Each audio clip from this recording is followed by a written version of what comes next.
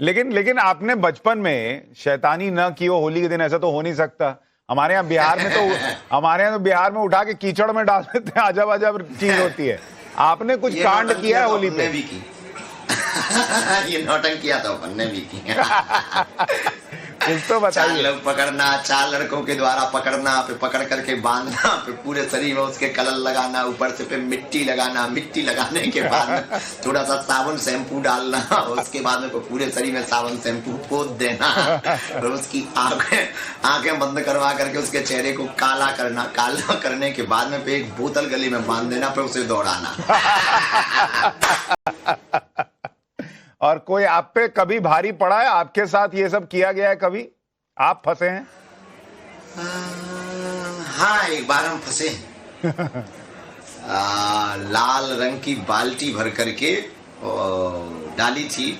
हम स्कूल जा रहे थे, तो दो दिन पहले हमने उनको कलरफुल किया था। बढ़िया उस दिन बढ़िया साफ करके कुर्ता पहन के जा रहे थे। चूंकि होली पे अपन वो कपड़े पहनते थे जो 10-15 साल पुराने हो गए हों।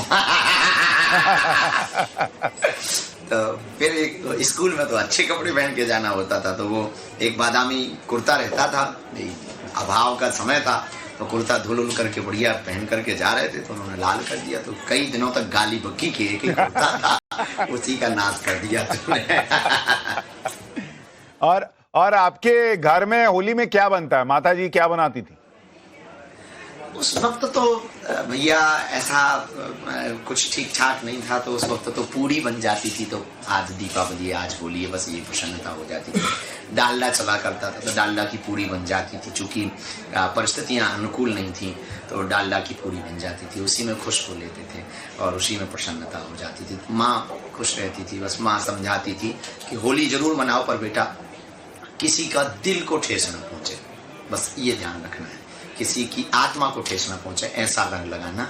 और मजाक करना ठीक है, प्रसन्नता चेहरे पे लाना ठीक है, पर तुम्हारी प्रसन्नता तुम्हारी हंसी किसी की आंखों में आंसू न ला पाए, इसका ख्याल रखें। नहीं, आप तो देखिए सबको कितना मिला के चलते हैं। आपने बाबर के वंशजों को भी होली की मुबारकबाद दी।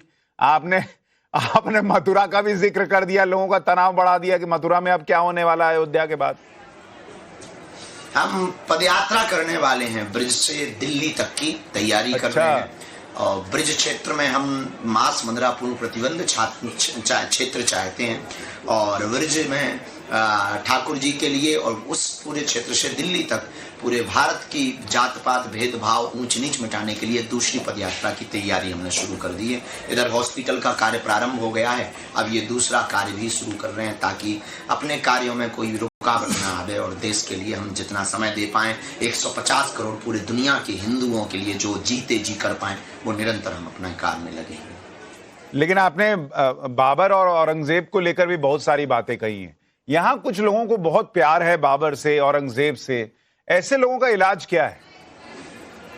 देखो, विदेशी ताकतों से अगर आप उन लोगों से जिन्होंने देश को तोड़ने का काम किया, देश को मिटाने का काम किया, देश को लूटने का काम किया और देश के लोगों के साथ अत्याचार करने का काम किया, उनको महान बना करके अगर उनको सम्मान दिया जाए, ये हमारे लिए तो स्वीकार्य है। भारत सुधार का देश है, भारत नवाचार का देश है, भारत त्योहारों का देश है, भारत परिवार का देश है।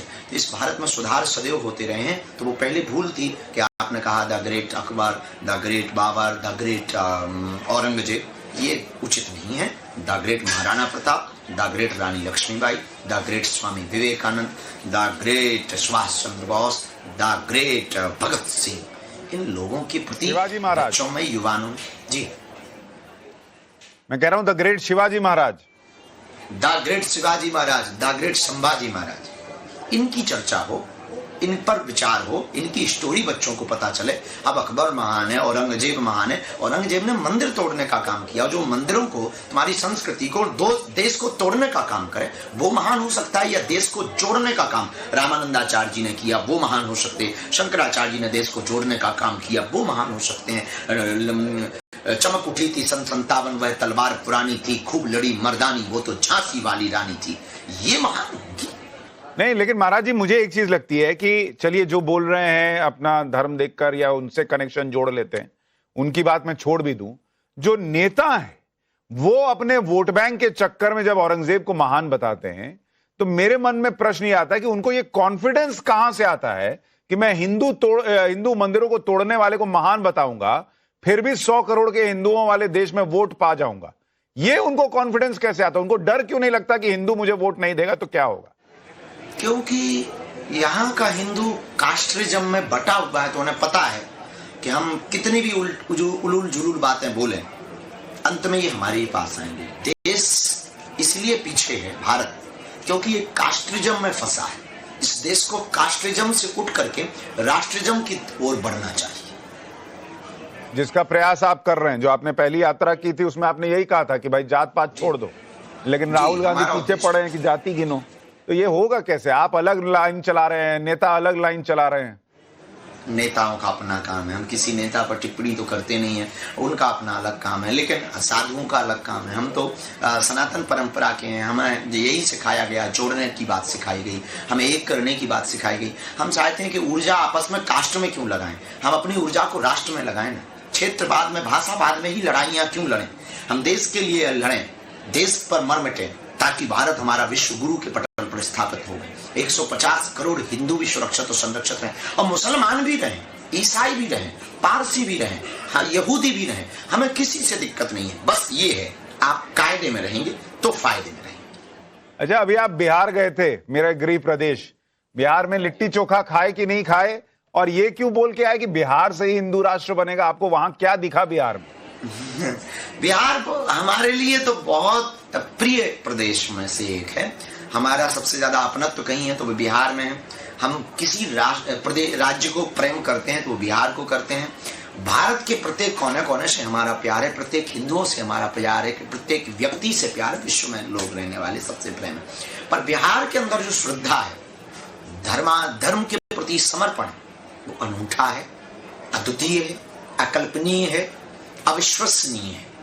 और उनका जो ममत्व हम पर है वो ऋण हम चुका नहीं सकते। तो वहां के जो युवाओं में अब जागृति शुरू हुई, ऊपर उठ करके थोड़े से प्रज्ञावान बन रहे, थोड़े मेधावान बन रहे, थोड़े से जगे हुए हिंदू बन रहे, थोड़े से कट्टर हिंदू बन रहे, थोड़े कट्टर सनातनी बन रहे। तो हमें लगा कि अगर मध्य प्रदेश थोड़ा पीछे रह जाएगा तो कोई राज्य अगर हिंदू राष्ट्र की पहल करेगा तो बिहार राज्य है जो हिंदू राज्य की पहल कर सकता है। बिहार में लेकिन लोग जात पात में बहुत फंसते हैं सर। वहां पे ये जात पात वाली पॉलिटिक्स भी बहुत चलती है। आपको एक यात्रा बिहार में भी निकालनी पड़ेगी, लेकिन उसमें आप निकालेंगे कैसे? वहां तो लोग कह रहे हैं आपको जेल में डालो। अभिव्यक्ति की आजादी है, संविधान और रामायणम दोनों को मानने वाले हैं, और संविधान के प्रति हमारी बड़ी आस्था है। और संविधान में प्रत्येक देश के नागरिक की अभिव्यक्ति की जो आजादी की स्वतंत्रता है, उस स्वतंत्रता के आधार पर वहां के लोगों के सपोर्ट से हम बिहार में पूरे देश के कोने कोने में पदयात्रा करेंगे।